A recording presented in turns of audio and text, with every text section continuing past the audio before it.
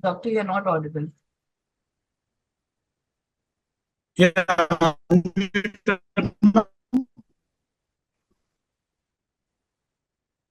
Is it audible?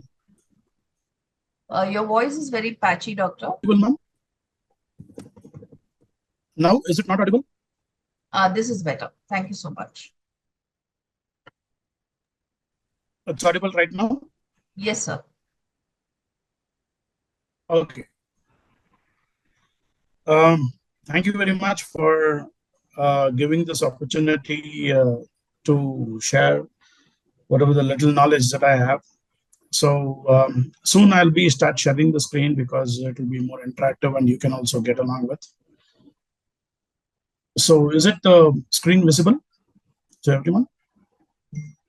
Yes, sir, Yes, it's Doctor. visible now. Also, we will be taking off the unmute option and the chat box so that the program goes without any disturbance. But towards the end, there will be FAQ time. Thank you. Okay. Yeah. So coming back to financial management. So each and every business has one objective, that is money, making money and making profits, maximizing the profits, okay, maximizing the investor's wealth, and so on. So, particular objective, okay, and the financial management is in simple. It is 3 steps. I will divide it into 3 steps generally. Where we get the money from, and how do we manage that money effectively, and after managing, once we get the profit, distribution of profits to the shareholders or to the investors. So when we are broadly classifying into these particular 3, so sources of finance, managing, and dispersal or distributing of the income.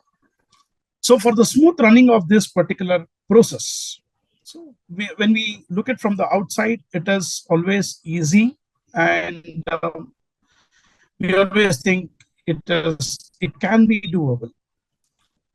But when we dwell into the businesses in detail, or when we dwell into the businesses closely, it will become it is an everyday challenge for us to take certain decisions.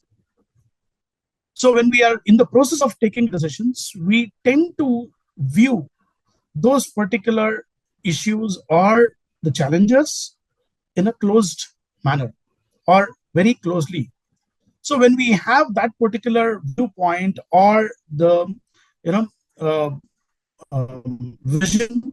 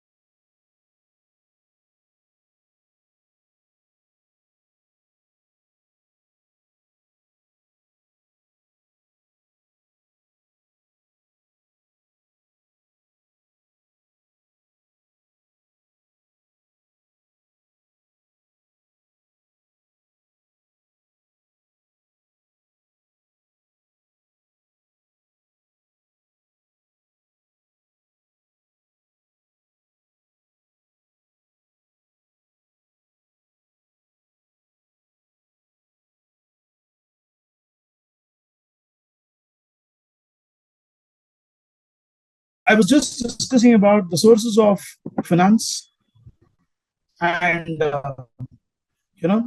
managing the finance and distribution of the profits. So these three comprises of certain decisions. And in the process, whenever we are taking these particular decisions, so I was telling that we always see from closer perspective. So what will happen when we are taking a decision? We need to see it from the broader perspective. So we always needs to have that particular knowledge or that particular key, strategies to handle the situations.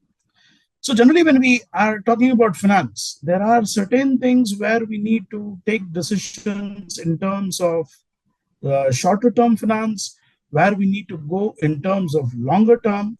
So shorter term, longer term, this particular view, I will always tell that the objective of financial management, the objective of financial management is profit maximization. So any business, for that, we are doing the business only for profits, after all. So profit maximization being one of the major objective of the business, and also that leads to wealth maximization of the investor. So that should be our objective. So both profit maximization and wealth maximization is very much necessary. And the profit maximization will lead to wealth maximization eventually. That is what it has been understood. So, and proper mobilization of funds. So generally in the startups, the financial management, before going to the proper mobilization, I would like to tell the financial management aspects are the same, but when it comes to startup, it tends to differ a little bit in terms of perception. So the perspective, the way of perception, or the way we see that, from the view of startups, it is totally different financial management. So when we are talking about proper mobilization of funds, so the startup does gets the inflow of funds from various sources. It might be your own funds, it might be your global investors, or any of those particular investors that you are able to attract. So when they give funds, the proper utilization of funds needs to happen. So in the initial stages, I have seen many of the startups doing this particular mistake, investing on certain things which is very fancy in nature. Suppose, we need to understand, before investing, we need to understand how much to be invested on fixed assets, or how much to be invested on resources that is required for us in terms of electronic or in terms of space or whatever it is. How much funds is required for inventory? So inventory is another one crucial things that we need to look into from the business angle. So how much money we need to invest in inventory? So we need to have that proportion correctly. So when we have that proportion correctly, obviously the proper mobilization leads to the profit maximization. So if proper mobilization or the proper utilization doesn't happen properly, then profit maximization would be very difficult. So high efficiency we are talking about. So what do you mean by efficiency? By investing means we are earning when we say it is efficient, when we earn more returns with less risk. That is what we always tend to in business. So we need to take less risk, but eventually we need to be capable of earning high returns. That is what the efficiency means. So how much returns you earn with a lesser risk, that is more efficient, or we treat it as more efficient. So reducing the risk is also one of the factors or one of important thing in financial management as such. Next one is business survival. So when we talk about business survival, so when we talk about risk, the previous point what I was mentioning about, when we talk about risk, there is something called as business risk, financial risk, so on. So what we need to understand, what is business risk and what is financial risk, which comes first. So generally business risk is when you find a difficulty or when you find a crunch in meeting your day-to-day expenses. That is business risk. So when it comes to financial risk, means when you experience that crunch in financial crunch, when to repay your debts or to give back to your investors, that is financial risk. So when we talk about business survival, we need to have certain amount of liquidity, certain amount of solvency, we call it as. So both the proportionate, the liquidity and solvency, and managing with this liquidity and solvency becomes very, very important. And I have written something called a balance structure. So balance structure is that we require the balanced approach in all the decisions of the financial management.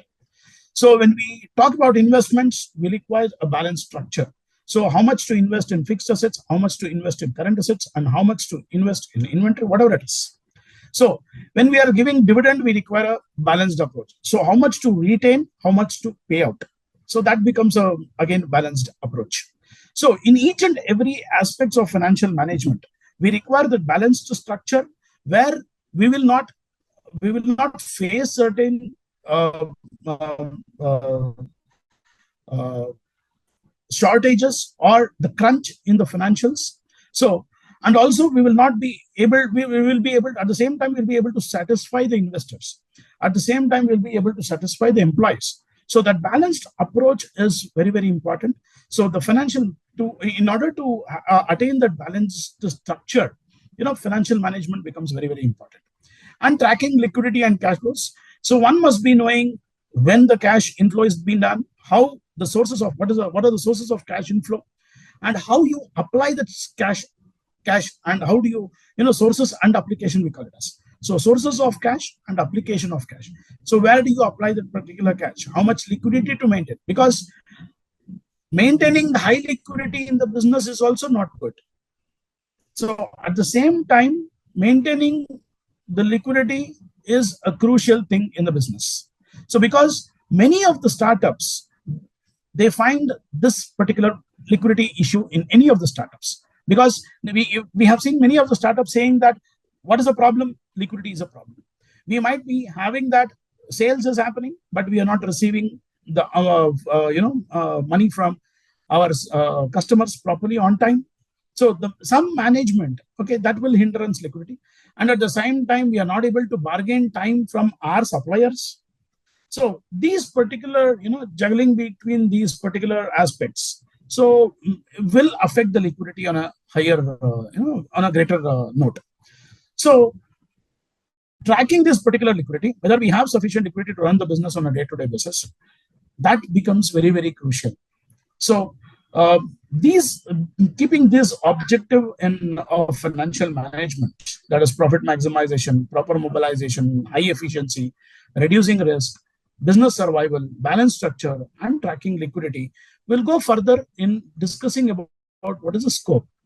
So generally, the scope of financial management, and this is what we will be discussing in detail today about the financial management aspects. So when we talk about financial management, all these decisions will play a vital role in managing our finances effectively. That is what we say. So investment decisions, we call it as, and working capital decisions, we call it as, dividend decisions, we call it, assuring liquidity, assures liquidity, whether we have sufficient liquidity or not, profit management, whether the profits are increasing or not, or financing decisions, when we are able to source the finance at a lowest cost or not. So when we are talking about these particular decisions, okay, so there are various aspects to be looked into. So one by one, we will look into these particular, all 6 aspects today in the next slides.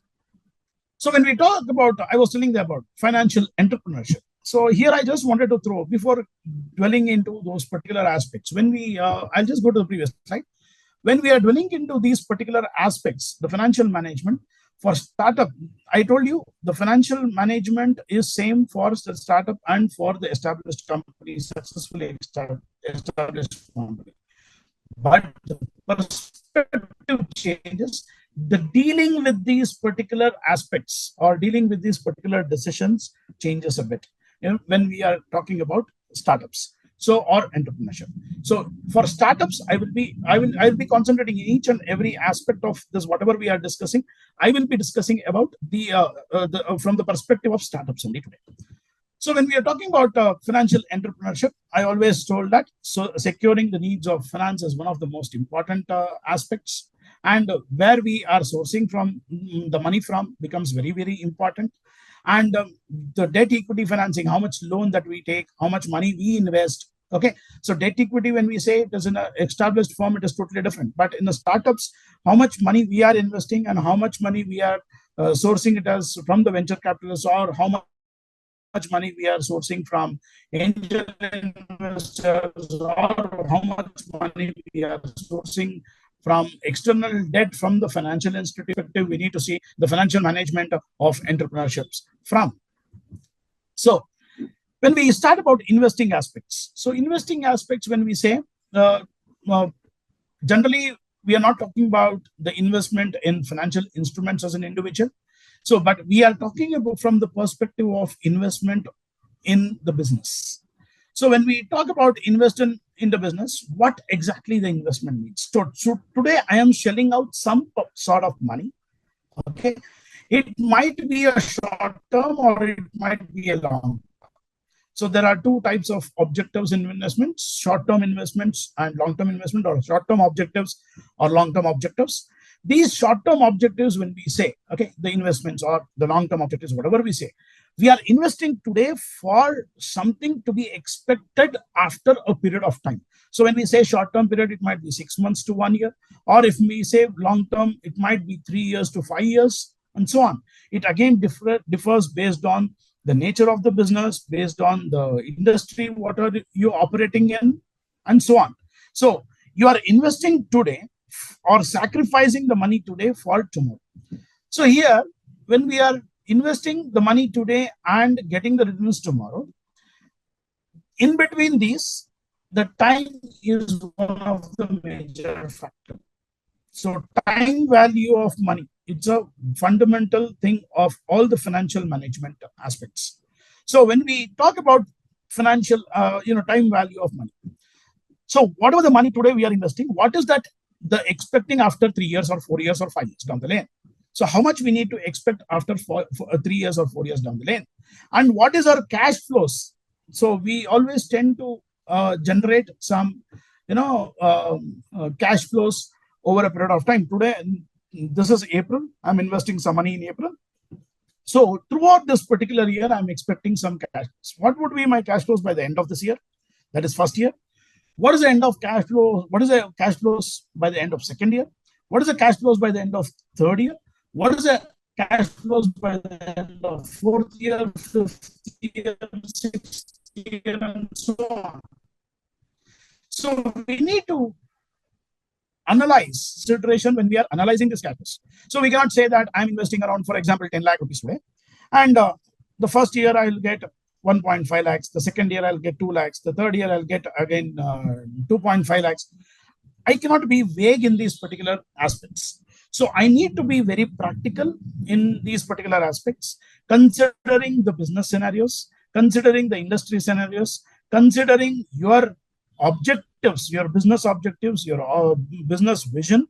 So all these particular aspects, whether you'll be able to cater to the needs of the customers. So there might be situations that you start up a business with some expectation, but you might reach out higher expectation from the customer. The customers accepts your products very soon, and you might be able to produce more and more products. You need to increase your productivity and so on. So that might be the situation. So there might be other situations also. There might be negative situations also. So you might have expected around selling of 10,000 units a year. You might sell even 15,000 units a year, or you might end up only selling 5,000 units a year. So when we are telling about these particular aspects, we need to understand how much practically we analyze this particular aspect. It means take more factors into consideration, the accuracy will be more. So you might be you are supposed to take business factors into consideration. You need to take the financial, you need to take industry aspects into consideration as well. So business, I mean, it is your internal business factors. And when I say speak industry, it is market factors. So both the factors to be taken into consideration as much as factors increasing, changing perspective of customers, increasing demand of the product, almost product life cycle management that also comes into existence. So when I sell a product to a customer, to what an extent, to how many days he can use that particular product. So when he will repurchase my product, based on that also we can do. So there are various aspects also over a period of time. What would be, as I told, what would be the second year, third year, fourth year, fifth year. So now, once you have that cash flows, so you have, I mean, imagine that you have the cash flows for 5 years down the lane. So when you have the cash flows for 5 years down the lane, there is a discounting factor. There is a discounting factor, or there is appreciation. Means,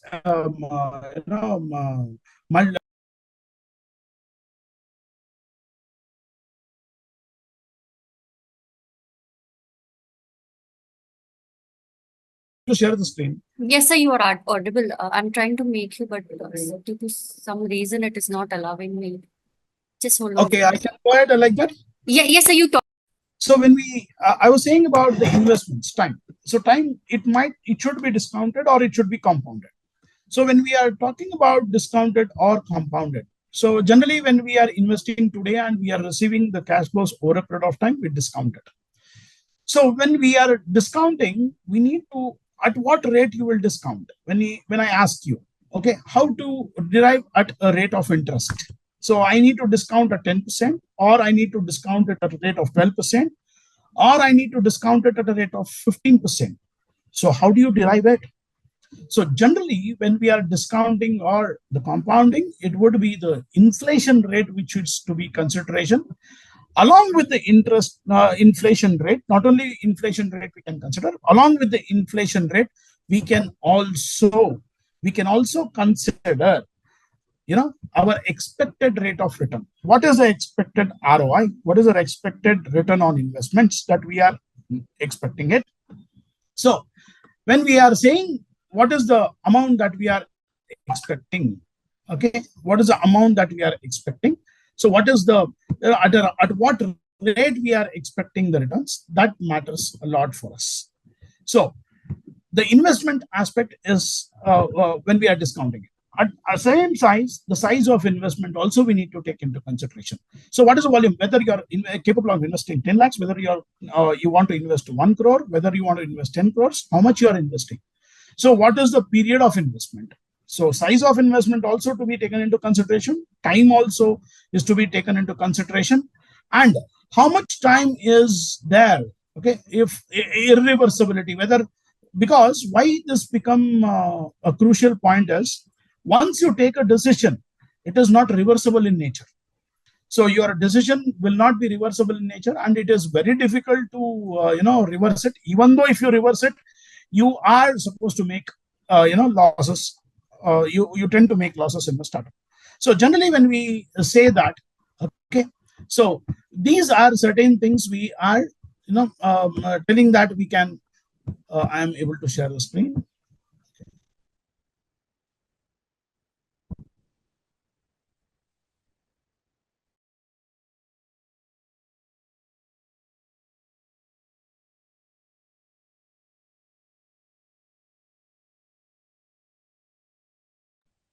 Your screen is So visible, sir. irreversible in nature. So without significant means it will be very.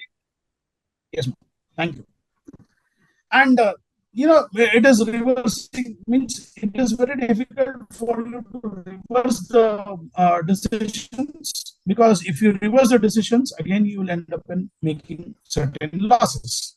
So, and moreover, whenever we are talking about investment decisions, generally for the startups, again I will tell from the perspective of startups, where exactly the major, in terms of higher purchase, or whether to go with investments in, uh, uh, higher, whether we need to go for higher purchase or whether we need to go for leasing. So there are two types of funding which happens whenever you are industry based startup. Whenever you are taking buying some technology from adopt technology in your production unit, or adopt technology in your businesses. So it is a crucial decision whether to go for leasing or whether to go for higher purchase. So that becomes very, very important thing. So that is because many a times the leasing might become expensive, or many a time the technology changes faster. So in your industry, the manufacturing or the machineries, whatever you use, the technology changes faster. There we can go for leasing options. So because technology changes and you investing your whole lot of money on one technology, and in another next 5 years or 6 years down the lane, there is again change in the technology. So you can go for leasing. So when your technology has been invested for a longer period of time, when the technology has the obsolete of that particular technology is around 20 years, 25 years, you can go with higher purchase decision. So I'm just giving you examples how to take an investment decisions, whether it is leasing or higher purchase. This is also one of the investment decisions where the startups will generally experience as well. So before taking this particular decisions, it is very, very, and we need to calculate the cash flows. I told you we need to discount those particular cash flows, and it should be practical enough in nature. And we need to ensure, and there are various measures or methodologies to calculate your return on investments. That is payback period. You can do internal rate of return (IRR). You can do NPV, net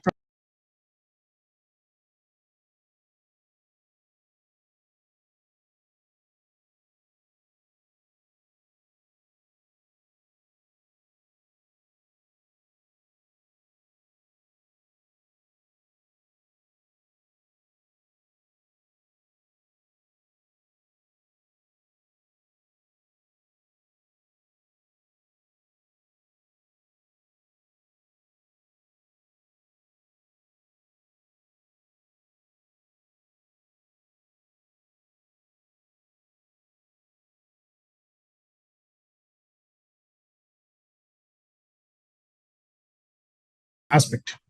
So when we talk about liquidity, you know, I told in the first slide also, liquidity is one of the crucial aspects of business. So whenever we are talking about the startups, majority of the startups fails to maintain certain liquidity. Whenever they fails to maintain certain liquidity, okay, the startups will face certain issues. So when we are talking about liquidity in working capital, means current assets minus current liabilities. It is theoretical concept of working capital, but there are certain that are certain strategies to be adopted to increase that liquidity, have a good level of liquidity in a business. So we need to ensure that we have sufficient cash balance and bank balance in the business, and majority of the startups, they do a wrong investment on inventory. So how much to invest on inventory when we say? So we need to invest the inventory in a very logical. We need to calculate the reorder levels. We need to keep inventory as much minimum as possible, but it should not affect our production. So that is very important. So it's a very crucial decision how much to invest on inventory. But certain businesses, what will happen? They tend to invest more on inventory. But suppose there might be a business uncertainty, so there might be sales dip in the business in the market. So what will happen? Immediately you cannot convert those inventory into cash. So whenever you are not able to convert those inventory into cash, obviously you will face that liquidity issues. So when you say this liquidity issues, there are two terminologies that always I see from the liquidity perspective. One is the time borrowed from my supplier and the time given to my customer for making the payments. So whenever we say these particular, so I need to always strategize my business in such a way that I can borrow more time with my suppliers. I can suppose when you say I can buy 60 days of credit from my suppliers, at the same time I will be able to give only 45 days to my customers. So there is a buffer of 15 days. So that is how you need to strategize. So many of the businesses, what will happen in the desperation of doing the business, they tend to give more credit period to their customers. So suppose what will happen, they will be having 60 days of credit period, but they will be giving their customers 90 days of credit period. So what will happen? The working capital requirement increases, the liquidity problem arises, certain things, and we will, once the liquidity problem arises, will not be able to meet the day-to-day expenses. So certain things, because you'll get diverted in arranging the money, you spend time in arranging the money rather concentrating on your businesses and other things. So you will be stuck up in solving only those liquidity issues of your business. So whenever we say this working capital, certain things. Okay, so liquidity is one important factor. So trade accounts payables, I always told us, trade account receivables. These are the things which needs to be managed. And if you're, and what, how do, sir, you might ask, how do you manage that from the customer, from the perspective of the customer? How can you do the invoicing on a prompt basis? So today you are making a sale. Today the invoice needs to be generated. You need not. What will happen generally? You tend to do the business. You make a sale, but you generate generate the bill after 2-3 days.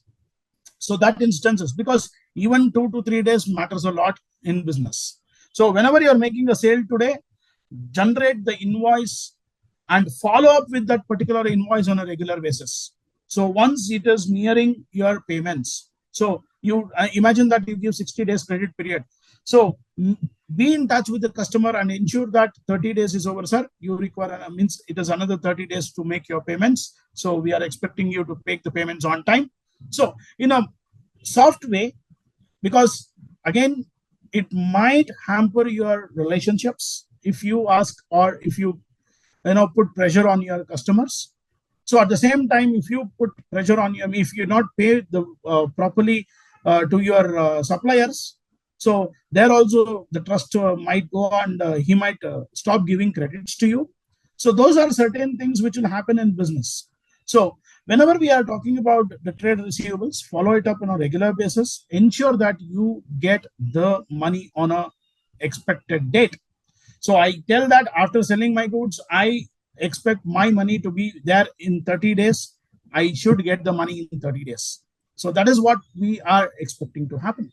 Okay, and how can we deal with this? What is why we want the liquidity? So better liquidity we need to have, and improve this financial management. When we have this particular good working capital management, when we are capable of handling this particular working capital management properly, so it leads to better liquidity, it leads to improved operational efficiency, and it increases to profitability. That is what the main objective of any business as such. So main objective is profitability, increasing profitability. The profitability needs to be increased. So we are achieving the main objective of the business at any cost by liquidity. So if you have certain liquidity problem, again, it will be very difficult for you to increase the profits and maximize your profits and pay out for your debts or the investors and so on. So you will face a issue on a longer run as well. So next, coming after talking about liquidity, it is all about dividends.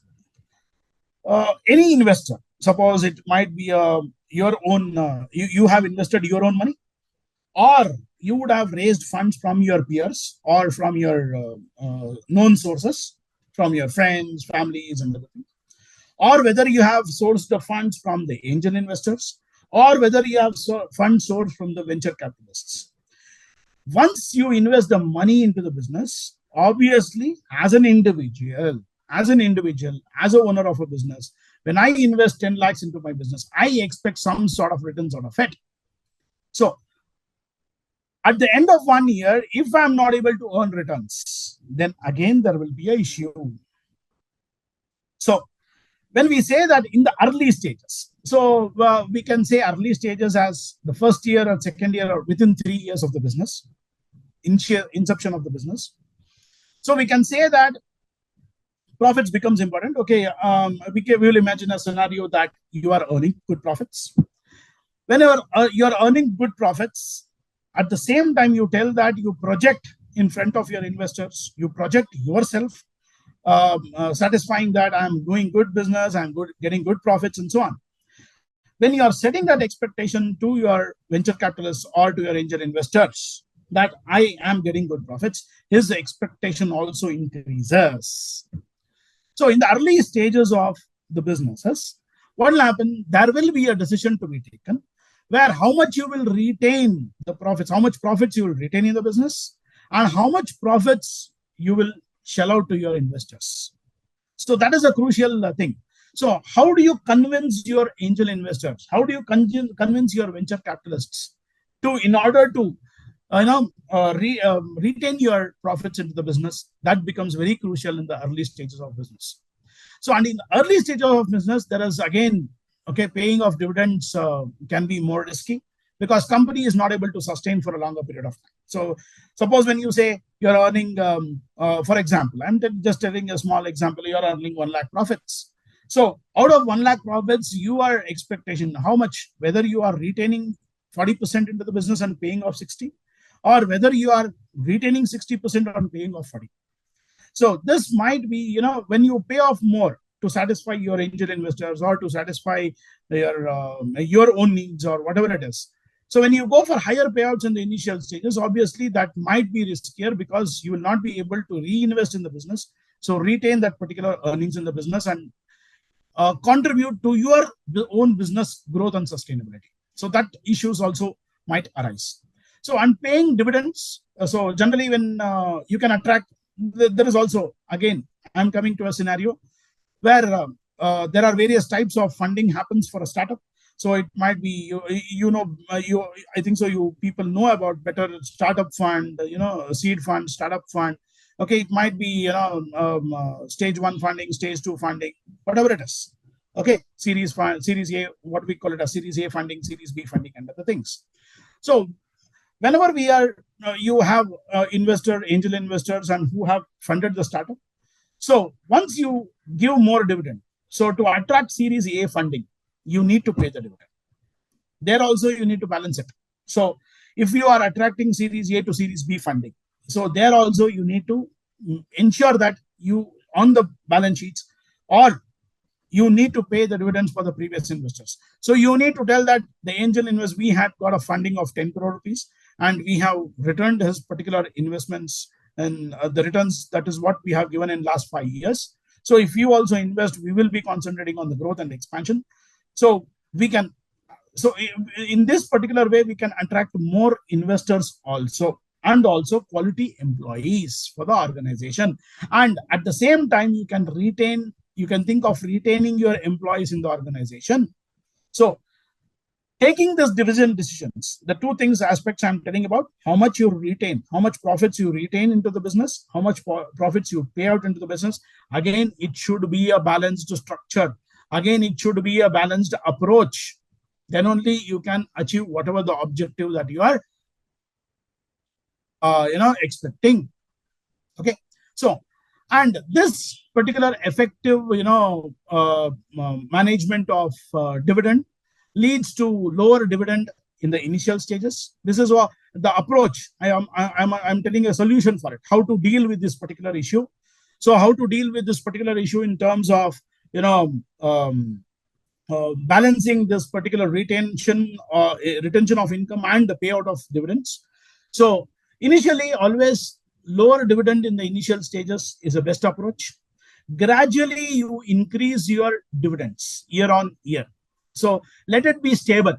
So you give around 10 rupees dividend to your shareholders. So gradually increase it by 10% or 20%, whatever you are expecting, gradually increase. So let there be a gradual increase and reach the level of sustainability over a period of time.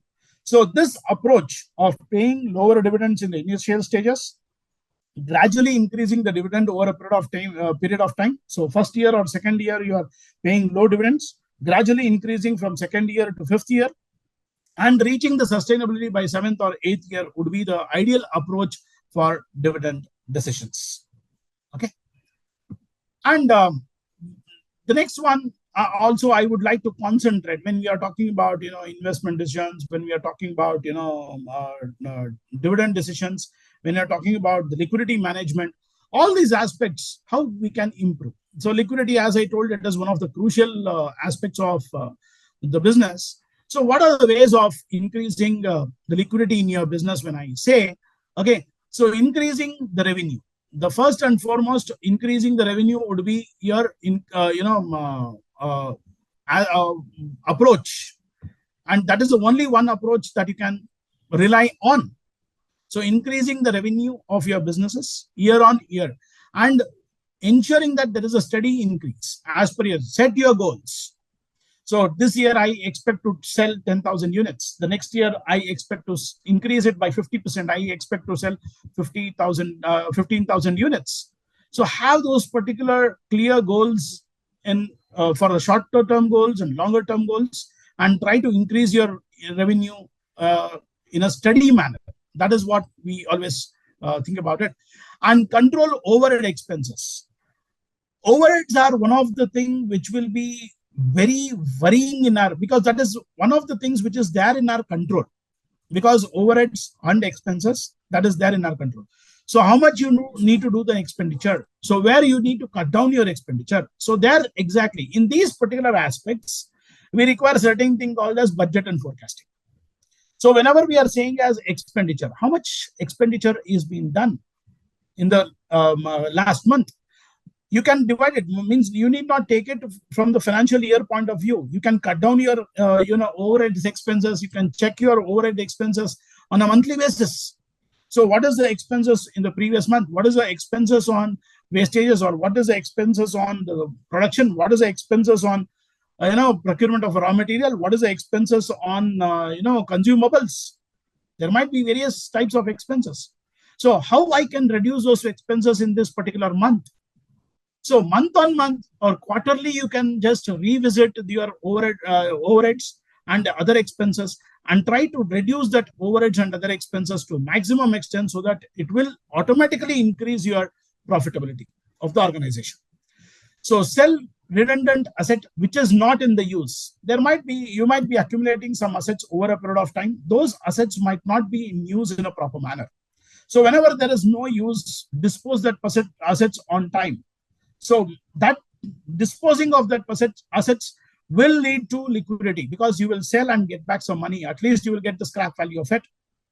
So whenever the assets is not in use, please ensure that you sell it off, and you should not keep it in your organization. So many of the people will keep those assets. Let us see whether it is required for the future and other things. No, not required. Okay.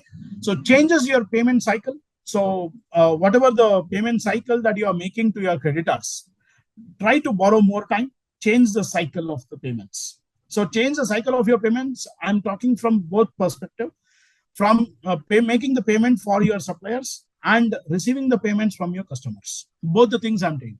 So we need to change that. Whenever we now find that we are, we are having some liquidity issues, change that particular payment cycle.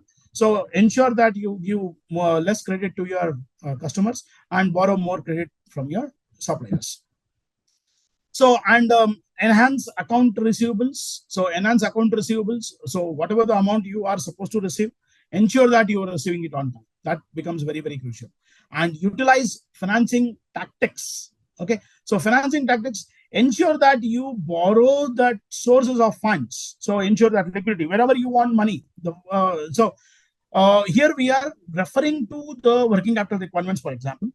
So whenever you have having that working capital requirement, where do the sources of money come from? It might be your immediate sources, might be your own investments, or immediate sources might be your investments. This is from the perspective of startups I'm talking about.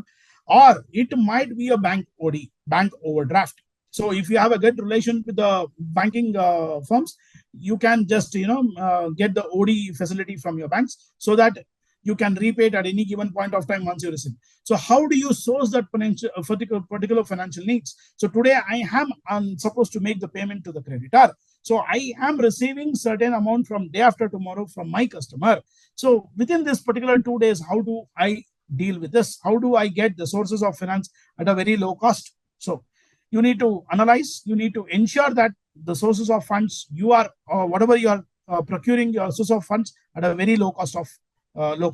That is cost of capital, we call it as. So ensure that you always borrow the funds at a very low cost. Don't go for the higher cost. So that will again lead you to huge problems in the business. So revisit your debt obligations. So repayment of your debts. Whenever you have more liquidity, try to repay your loans. Whenever you have less liquidity, try to borrow the time for or make the interest payment and postpone your debt obligations. So that particular flexibility and agile things should be there in your business. Okay, and automate and go digital as much as possible. Nowadays, even the receiving of funds or whatever it is automated. So from your customer also, you tell that whether he can give a ECS or mandate to you so that he makes the payment on a regular intervals and so on. So automate the process as much as possible, because you'll not spend more time on handling these particular aspects of receivables and making the payments. So automate the process. So have a liquidity strategy in place. So always any startup for that matter needs to have the liquidity strategy. So I again tell you, liquidity strategy is whether it is sourcing of funds or whether it is managing your liquidity within the business, within the operations. So both are taken into consideration, and have those particular strategy, short-term strategy, long-term strategy for the businesses, because we need to forecast certain things. Today, my business is doing good. I'm getting good liquidity. At the same time, on the future, next 3 years down the lane, whenever there is another competitor, you should be able, because there might be possibilities that you go and stuck up in that particular competitions. So you need to reduce your prices. Because to compete with the competitors, you need to reduce your prices. Your profit margin might get crunch. So whatever might be the scenarios, you should be able to have handle that liquidity. So for that, we need to have a liquidity strategy as such. And this is what we always talk about, some tips given for increasing your profits. Okay, so always when we talk about keep expenses low, always keep expenses low. That is very, very important. So as much as possible, overheads. Majority of the startups, I'm telling you, whenever they have funds, they shell it out very easily, very easily. I always tell that startups needs to be stingy in nature. Okay, and today I'm addressing the women entrepreneurship. I think so women and people are very good in manufacturing those particular funds in certain things. And even when we come to personal finance also, it is our wife or whatever it is, they will be handling better than us in terms of finance. So keep your expenses low and go to the genes of that woman, and keep the expenses low. Focus on revenue generation activities. So where you will get a revenue, you need to know clearly. Whether you are selling a product A, you will get more revenue. Whether you are selling the product B, you are getting more revenue. Okay, so which product is selling more? A product is selling more, or B product is selling more, or services giving you not only selling of the product, services, whether services is giving you the generating income more in terms of AMCs or whatever it is. So you need to track which revenue is from where you are able to generate revenue, and focus on those particular activities which generate revenue. Whatever you are doing, it should generate a revenue. Make sure that. So increase price gradually. So don't increase it now and then when the business is happening. Immediately don't increase it. You cannot increase the price once the production cost is going up. So you cannot, because again the increasing the price might backfire your business. So gradually increase your price. Don't go with aggressive pricings in the competitive market. If you're a monopoly, you can do whatever you want. Again, it depends upon your market structures, whether you're a monopolistic market or whether it's oligopoly market, whether it's a perfect competitive market. It again depends on market structures. So pricing, whatever it is, that it should be based on the market structure, I always believe. So automate wherever is possible. Already I told. And focus on higher margin projects, because many of the industries might be selling more than 1 or 2 products. So we need to focus on in which particular product or services we have more margin. So whenever we do, for example, we take a tourism. So we have a local tourism and we have international tourism. If we have more profit in international tourism, concentrate on international tourism. So if we have more profit in local tourism, concentrate on local tourism. So you need to be able to differentiate yourself where you are getting more margin. So concentrate on those services or selling of product where you are getting more margin. So invest in marketing. So that is very crucial. And in many a times in the recent trends also, all the startups are only talking about this is becoming a buzz, word, digital marketing. So everybody is going for digital marketing. Okay, digital. Are you capable of generating revenue when you are spending on digital? Well, the digital marketing, it should be a demand from the industry. The digital marketing should be a demand of your product. The digital marketing should be a demand of your customer. Then only you go for digital marketing. If digital marketing doesn't suit your product, If digital marketing doesn't suit your industry, don't go with digital marketing. Not necessary. And what is the proportion of digital marketing or conventional marketing that we need to have? So we need to have that proportion marketing mix. So ensure that you invest wisely and you invest in marketing. So hire carefully. Excess of human resource can spoil. Too many cooks spoil the broth. So utilizing the effective investment means utilizing the human resource, whatever we have effectively leads to the profits. So hire carefully and hire efficient people as much as possible. Okay, so rather hiring 10 people giving 1 lakh salary, 10 lakhs doesn't make any sense. If you are having resources, 3 resources giving 3 lakhs each, okay, and if you're productive, if their productivity is more, you can do that. So that permutations and combinations you need to check it out and cut unnecessary cost. So that is another one strategy that you can use. Unnecessary cost, whatever it is there, whether it's in terms of consumables or whether it is in terms of some wastage of raw materials, where you can control. So you can control it. So review your pricing regularly, whether you are making profits or not. So prices from the perspective, what will happen when we are in the startup or when we are closely looking off, we will be only concentrating on giving the products and services at a very competitive price. So whether that price is yielding us profit or not, so that we need to check it out. So review your pricing regularly. So and focus on long-term goals. Any business which is going on long-term goals will go very good. So focus on long-term goals. So keeping these are some of the tips to increase your profits of the startups. So you can adopt one now and then. Okay. And I was also concentrating about sourcing of finance decisions. So here there is idea development stage. There are various stages of startups. From the perspective of startup, I've given. So from the idea development phase, we have startup phase, we have early operations, we have growth phase, and we have exit and harvest. From the startup, finance is this. And one disclaimer I need to give it here. I always tell all the startups, ensure that you utilize maximum benefit from the government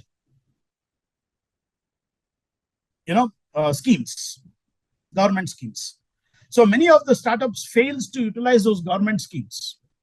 So get along with those particular government entrepreneurship development cells, MSME sectors. So become a part of it. Ensure that you are in those particular in touch with those particular officials. So ensure that it is happening well. So personal source means in the initial development stage, it might be personal sources, extended personal sources. Okay, that is your friends, family, and other things, or it might be angel investors. So in the startup phase also, it might be angel investors, it might be strategic partners that they might come into. Okay, and even that is customers also would be a part of investors, because customers are started paying back. First customer is always a sentiment for me. Okay, initially they will never forget that first customer, because he is a part of generating the cash flow sources for me. So that is what we need to think. And in the early stages of operations, it might be venture capitalists. You show the project, your balance sheet. This is what the startup we were in, and this is what the revenue we are generating. Once the revenue, you show the revenue to the venture capitalists, will be interested. So asset-based lenders, if you have produced, or if you have an asset of the business, based on the assets, whatever you have, there is asset-based lenders. So equipment leasing companies. So if you are going for leasing, hire purchase, equipment leasing companies. Suppliers, okay, will become a part of you. You can buy more time you can have a very good rapport with your suppliers and borrow more time. That is also one of the sources of investments for you. So small business investment companies. So there are companies which are ready to invest on small businesses. Now, for example, Hero is invested in Surge. Okay, Surge is another one automobile company which is coming out with a 3-wheeler come 2-wheeler concept. Yeah, I think so. Many of them would have seen that. So ensure that large companies are also interested in investing in. They will be identifying. They will be looking for investment opportunities. So over a period of time, they will take over those particular small companies. So that is also one of the aspects that you can look into. So again, venture capitalists, asset based, in the growth phase also there are similar types of, and factoring is one of the, trade credit is one of the thing, and factoring is one of the things, discounting your bills from the banker. So that will be the sources of investment in the growth stage. Okay, mezzanine lenders, those are the investors where they will expect high returns, but they will not crimp your profitability, or they'll not hinder your growth. So you can approach those particular investors also, where they'll be expecting high returns, but they will not hamper your growth. So public, that is what it is. Okay.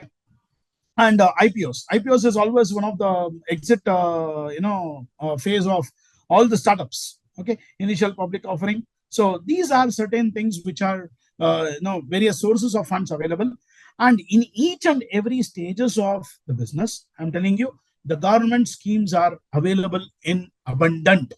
So many of the years, when we say in the previous years, the allocated budget by the government, we are not utilizing it properly. Startups, we are not utilizing it properly. The total allocated budget is not utilized by the, allocated budget by the government is not utilized by the startups. Ensure that you keep a rapport with those particular things, and ensure that you raise funds from the government as much as possible. So that will be the grants, that will be the very low interest funding which happens in this particular for any startup for that matter. So you need not shell out more interest, and there will be also interest free period. So when you are registered as a startup India, you need not pay taxes for a certain period of time, you need not pay custom duties for a certain period of time. So there will be some tax holidays. So whenever you're utilizing those particular funds, ensure that you invest those funds properly, and ensure that you get the sources of funds from the right way at a very low cost. It should be end up into fetching or sourcing of funds at a very low cost. So that will lead to profitability of the organizations. So I think so. Here we have almost come to an end of this particular presentation. So as much as possible within 1 hour, whatever the best I could do, because I wanted to talk about all 6 aspects. I thought of talking to all the six aspects, but each aspect is ocean of its own. So throwing light, I just made an attempt to throw a light on these particular aspects. I think so in future we can discuss in detail with each and every aspect as such. So thank you for this opportunity. And I think so I've come to the presentation. I'm open to all the question and answers if any.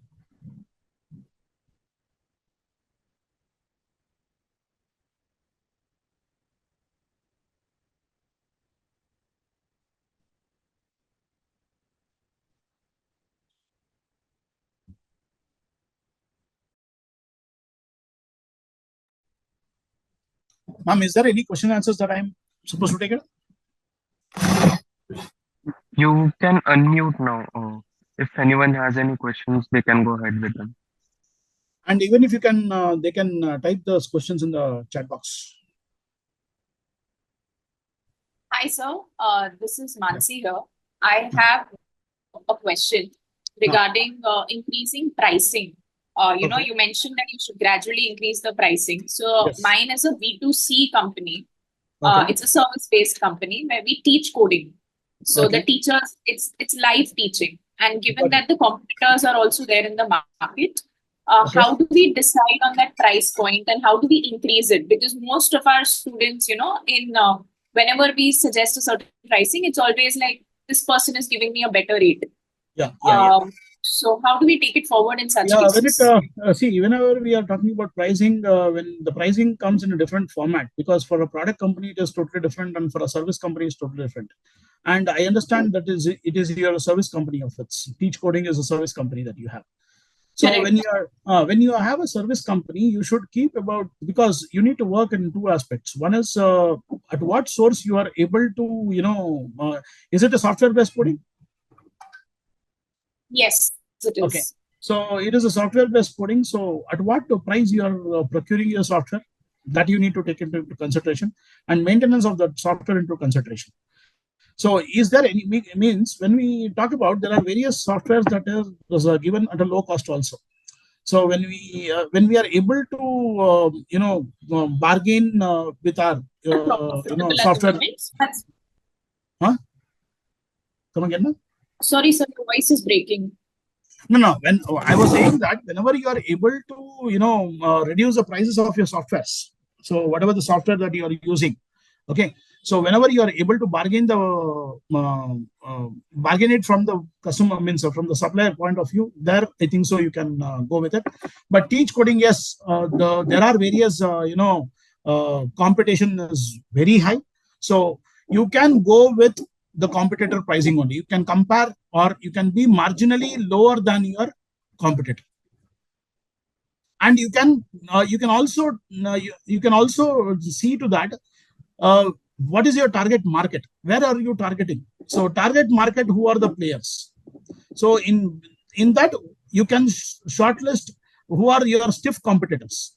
So out of the stiff competitors, what are the pricing of those particular stiff competitors that you have, then refer to those prices, and marginally you can go with competition in services. That is what I always think about. Okay, so basically, it's not necessary you have to keep gradually increasing. No, It no, no. depends on the No, market it space as depends. well. See, gradually increase the profits, because why we always tell that gradually increase the prices. See, making profits is a main objective of the business, right? Okay. Correct. So whenever you are giving a better service, there is no problem in bargaining or increasing the price. So nowadays markets are in such a way that the customer is not, willing to, is not worried about shelling out his money from the pocket, until unless he gets the best services out of it. Right. Are you getting them? So Yeah. if that is met, I think so gradually increasing the price also should not be a hamper for your business.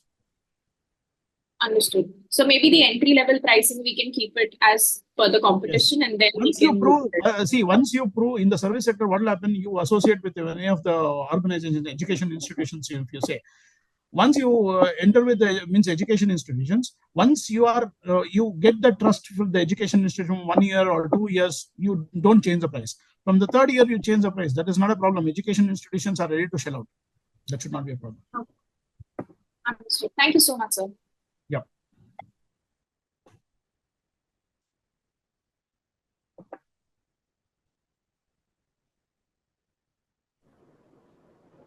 Dr. Balaji, this is Anirudh. If I may ask a question. Please, sir. Firstly, thank you for very comprehensively covering this topic. And like you mentioned, it's quite vast. I'm from a technical background. I have very little financial knowledge.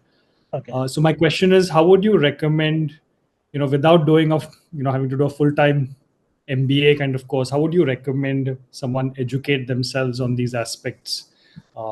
Sir, always I recommend, coming from the education background, I always tell that go for executive MBS.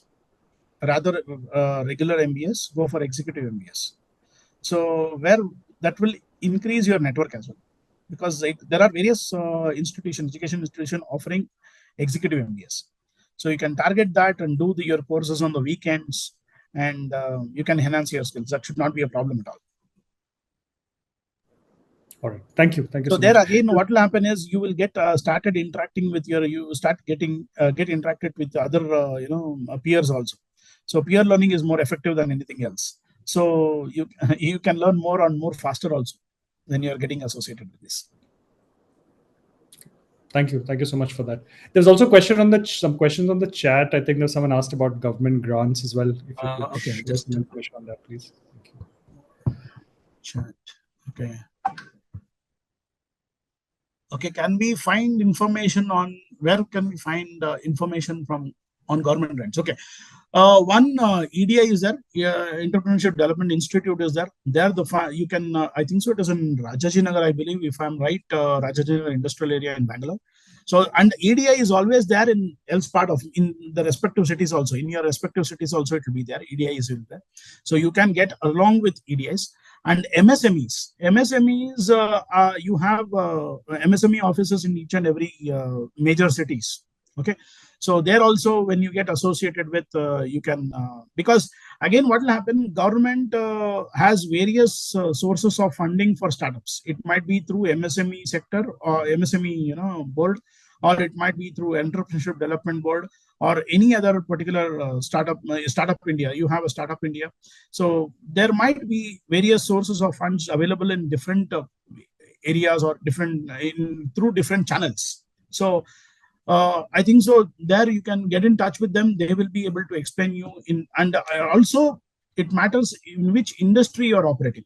So those particular industries also, and you have CASIA, that is a small scale industries, institute or associations. So get along with the associations very well. Pina Industrial Association might be there. So become a member of those particular industrial associations. So once you are a member of those associations, the dissemination of information happens from there. So you can have the first-hand information from those sources, and you can utilize the funds, government grants. That should not be a problem. I think so. I have answered your question as well. And can you share the sample sheet of tech platform companies, how to plan the expenses with the initial investments? Outside, hence timing. Okay. Okay, ma'am, we will be able to share it for you over a period of time. You can get in touch with me personally. I can understand so that I can understand what is your requirement better. Okay. And I can share the sheet for your calculations and do certain things. We can get in touch with, one-on-one.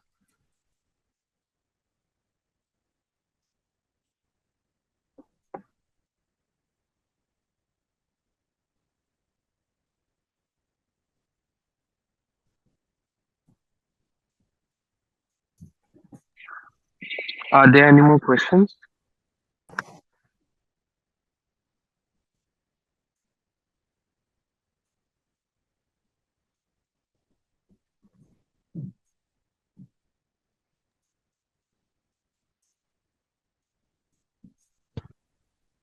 Sir, Yeah. sir, I am Bhavesh. So you have said that the inventory should be less, but the revenue should be more. So what I'm is not the telling inventory to be less. Inventory should be ideal. okay? Inventory should be not less. It should be ideal. You need to analyze, you need to assess the levels of inventory, what you need to have for the smooth running of the business, so that you need not invest more on the inventory and locking your funds, their liquidity there. So Okay. that might hamper your business. So ideal levels of inventory you need to, because there might be various types of inventory. There might be A category inventory, B category inventory, or C category inventory. So A category inventory might be less in numbers or more in value, or C category might be more in numbers or less in value. So which is more required for you? You need to analyze. You need to categorize those particular inventories, whichever you want, and you need to analyze the inventory level for each and every inventory, and then you need to maintain the ideal levels of inventory of each and every category. Sir, how many units do you recommend for a start of a company? So that see, I can that is a very vague question, I can say, but one thing I'm telling you, I cannot just tell that this is what the standard units that we need to have. So you might have done some forecast whenever you are going for starting up of your business unit. Okay, you might have done some sales forecast. So based on sales forecast, you can procure your inventory as such. Thank you.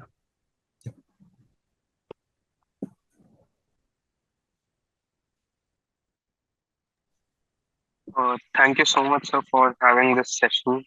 Thank you. Yeah. Thank you very much. As such, I was also very keen in interacting with such a good audience. Thank you very much for this opportunity for from Thai India, Thai Bangalore, for giving this opportunity and addressing the thing. If you want, you can personally get in touch with me. I can just guide you people more if you require. Thank you very much.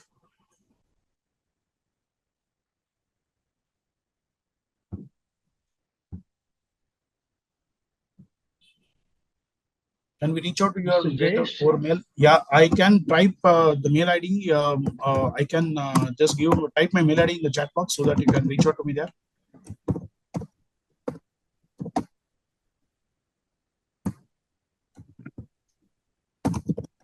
I will give both my mail IDs, personal mail IDs, and as well as official mail ID. You can reach out to me there.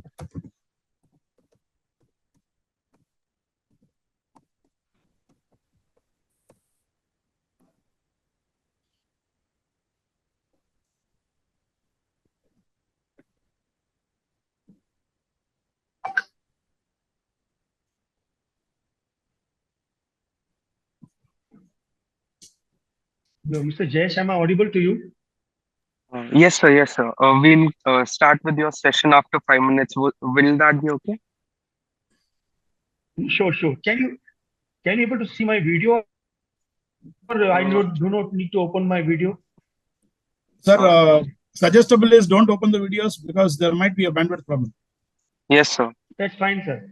By the way, good morning to Dr. Balaji. Good morning, sir. Nice session. Sorry, I have taken 10-15 minutes of your time. No issue, sir. I will take somebody else also.